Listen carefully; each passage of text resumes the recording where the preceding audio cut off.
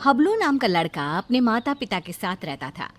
हबलू के 2 छोटे छोटे भाई बहन थे और उसका परिवार बेहद ही गरीब था। माता पिता कपड़े धोने का काम करते थे, जिससे उनका गुजारा बड़ी ही मुश्किल से चलता था। कुछ दिनों से हबलू के माता पिता की तबीयत खराब होने की वजह से उसे ही नदी पर जाकर कपड़े धोने पड़ते थे। एक दिन की बात है, हबलू नदी के किनारे बैठकर कपड़े धो रहा था। ये जिंदगी भी कोई जिंदगी है, लोगों के कपड़े धोना। अगर कपड़े अच्छे से ना धुले तो लोग कितना सुनाते हैं और ऊपर से उल्टा पैसे भी नहीं देते। कपड़े धोने की वजह से नदी का पानी गंदा हो जाता है। उसी नदी में एक चुड़ैल रह रही होती है। जब वो नदी का पानी गंदा देखती है तो गुस्से से पागल हो जाती है। कौन है जो मेरे रहने की जगह को गंदा कर रहा है? अभी जाकर बताती हूँ उसे। हबलू नदी में कपड़े धोकर उन्हें वहीं पेड़ से बंधी रस्सी पर सूखने के लिए डाल देता है और वहीं पेड़ के नीचे कपड़े सूखने तक उनका इंतजार करने लगता है। हबलू को पता ही नहीं चलता कि बैठे बैठे कब उसकी आंख लग गई और कुछ ही देर में चुड़ैल भी नदी से निकलकर आ जाती है। कौन है जिसने मेरे रहने की जगह को गंदा किया है? तभी चुड़ैल की नजर रस्सी पर सूख रहे कपड़ों पर पड़ती है। अरे वाह, ये कपड़े तो बड़े ही सुंदर सुंदर है और ये साड़ी कितनी खूबसूरत लग रही है। तभी चुड़ैल अपने पहने हुए कपड़े देखती है। मेरे कपड़े कितने गंदे हैं, हम लोगों को तो अच्छे कपड़े पहनना नसीब में ही नहीं होता। तभी चुड़ैल कपड़े देखकर सोचने लगती है, क्यों ना इनमें से एक कपड़ा चुरा कर मैं पहन लूं, कौन सा इस लड़के को पता चलेगा। चुड़ैल जल्दी से रस्सी से एक साड़ी उतारती है और नदी में ले जाकर पहन कर देखती है। ये साड़ी मुझ पर कितनी खूबसूरत लग रही है, इसमें तो मैं एकदम हूर की परी लग रही हूँ। फिर कुछ देर बाद हबलू की आंख खुलती है। उसे पता नहीं चलता कि कब शाम हो गई। अरे शाम हो गई, समय का पता ही नहीं चला। अब जल्दी से कपड़े उतार कर घर चलता हूँ, नहीं तो रात हो जाएगी। हबलू रस्सी से कपड़े उतार कर घर चला जाता है और घर जाकर कपड़ों की गिनती करके उन्हें एक गठरी में बांधने लगता है।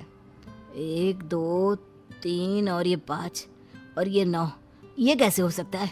मैंने तो 10 जोड़े कपड़े धोए थे, इनमें तो एक कम है। दोबारा गिनता हूँ, कहीं मुझसे कपड़े गिनने में भूल ना हो गई हो। हबलू एक एक करके दोबारा कपड़े गिनने लगता है, पर इस बार भी कपड़े 10 जोड़े की जगह 9 जोड़े थे। कपड़े कम होने की वजह से वो परेशान था। ये सब सोचते सोचते उसे कब नींद आ जाती है पता ही नहीं चलता। अगली सुबह हबलू फिर से कपड़े लेकर नदी पर धोने के लिए चला जाता है और जैसे ही वो कपड़े धोने लगता है, नदी का पानी कपड़े धोने की वजह से फिर से गंदा होता है। ये देखकर नदी में रह रही चुड़ैल आग बबूला हो जाती है। ये लोग मुझे चैन से रहने भी नहीं देते। आज फिर ये लड़का कपड़े धोकर मेरी रहने की जगह गंदा कर रहा है। आज मैं ऐसा सबक सिखाऊंगी कि ये कपड़े यहाँ धोना ही भूल जाएगा। हबलू के कपड़े धोने के बाद वो उन्हें पेड़ से बंधी रस्सी पर सूखने के लिए डाल देता है। जब तक ये कपड़े सूख रहे हैं, मैं यहीं पेड़ के नीचे कुछ देर आराम कर लेता हूँ। हबलू वहीं पेड़ के नीचे एक कपड़ा बिछाकर लेट जाता है। ठंडी ठंडी हवा चल रही थी तो लेटते ही उसे नींद आ जाती है और पता ही नहीं चलता कि कब उसकी आंख लग जाती है। कुछ देर बाद चुड़ैल भी नदी से निकलकर बाहर आ जाती है। आज मैं उसे छोड़ूंगी नहीं। मेरे रहने की जगह गंदी करके खुद चैन की नींद सो रहा है।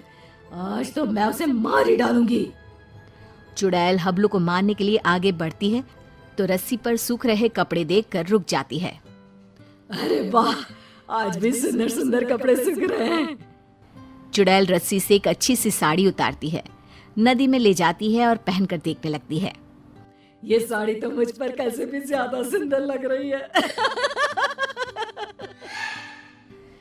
वो चुड़ैल साड़ी पहनकर नाचने लगती है। मेरा पिया घर आया ओ राम जी, मेरा पिया घर आया ओ राम जी। अब तो जब भी कपड़े धोकर सुखाया करेगा, मैं चुपके से जाकर उसके कपड़े चुरा लिया करूंगी और पहन लूंगी। उस लड़के को पता भी नहीं चलेगा कि उसके कपड़े कौन चुरा कर ले जाता है। और अगले दिन नदी का गंदा पानी देखकर चुड़ैल फिर से बाहर आती है और फिर से देखती है। ये लड़का आज भी कपड़े सुखाकर सो रहा है। इस तरह से चुड़ैल हर रोज चुपके से जाती, एक अच्छा सा कपड़ा उठाती, नदी में ले जाती, पहनकर देखती और खुश होती। जब हबलू सोकर उठता तो वो एक जोड़ी कपड़े गायब पाता। कपड़े चोरी होने की वजह से हबलू बहुत ज्यादा परेशान हो जाता है। समझ में नहीं आ रहा कि मेरे कपड़े कौन चुरा कर ले जाता है। अगले दिन हमेशा की तरह वो कपड़े धोता है और उन्हें पेड़ से बंधी रस्सी पर सूखने के लिए डाल देता है और पेड़ के नीचे कपड़ा बिछाकर लेट जाता है। सोचने लगता है कि आखिर कौन है जो मेरे कपड़े चुरा रहा है और मुझे पता भी नहीं चलता। ये सब सोचते हुए हबलू को नींद आ जाती है। गंदा पानी देखकर चुड़ैल बाहर आती है और ध्यान से सभी कपड़ों को देखने लगती है। तभी उसे एक लाल रंग का सुंदर सा लहंगा पसंद आता है और वो उसे अपने ऊपर लगाकर देखने लगती है। ये लहंगा तो बहुत ही सुंदर है, इसे पहनकर तो मैं रानी लगूंगी, रानी। इस लहंगे को पहनकर अपनी चुड़ैल सहेलियों को जाकर दिखाऊंगी। जब वो मुझे इस लाल लहंगे में देखेंगी तो मुझसे जल बुझ जाएंगी। इससे पहले कि ये लड़का सोकर उठे, मुझे ये लहंगा चुराकर नदी में ले जाना चाहिए। फिर वो चुड़ैल वो लाल लहंगा उतारती है और तभी हबलू की आंख खुल जाती है। वो चुड़ैल को देखकर डर जाता है और फिर से वापस अपनी आंखें बंद कर लेता है। बाप रे, ये तो चुड़ैल है। अच्छा, तो यही हर रोज मेरे कपड़े चुरा कर ले जाती है और मुझे पता भी नहीं चलता। फिर वो जैसे ही लहंगा नदी में ले जाने लगती है। अरे, ये लहंगा लेकर कहाँ जा रही है? ये लहंगा तो जमींदार की पत्नी का है। अगर मैंने उसे लहंगा नहीं लौटाया तो वो मुझे जमीन में जिंदा ही गड़वा देगा। नहीं, वो लहंगा मुझे चुड़ैल से वापस लेना ही होगा। पर कैसे, समझ में नहीं आ रहा। वो लहंगा मैं चुड़ैल से लूं तो कैसे लूं? हबलू बाकी के कपड़े उठाकर घर ले जाता है और रात को लेटा हुआ चुड़ैल से पीछा छुड़ाने की सोचता रहता है। तभी उसके दिमाग में एक तरकीब आती है। हाँ, ये ठीक रहेगा। इससे चुड़ैल कपड़े भी नहीं चुराएगी और हमेशा के लिए वहां से चली भी जाएगी। फिर जैसे ही सुबह होती है, हबलू हमेशा की तरह कपड़े धोकर रस्सी पर सूखने के लिए डाल देता है और पेड़ के नीचे जाकर सोने का नाटक करने लगता है। लगता है आज फिर इस लड़के ने कपड़े धोए हैं। चुड़ैल नदी से निकलकर बाहर आती है तो देखती है कि रस्सी पर केवल आज दुपट्टे ही दुपट्टे सूख रहे हैं। ये क्या, आज सिर्फ दुपट्टा? कोई बात नहीं, आज मैं इसे ही ओढ़ लेती हूँ। जैसे ही चुड़ैल रस्सी से दुपट्टा उतार कर उड़ती है, उसके पूरे शरीर पर खुजली होने लगती है। मर गई रे, ये मुझे खुजली क्यों हो रही है? अरे कोई तो कुछ तो करो। हबलू आंखें बंद करके सब कुछ देख रहा होता है। अब आएगा मजा।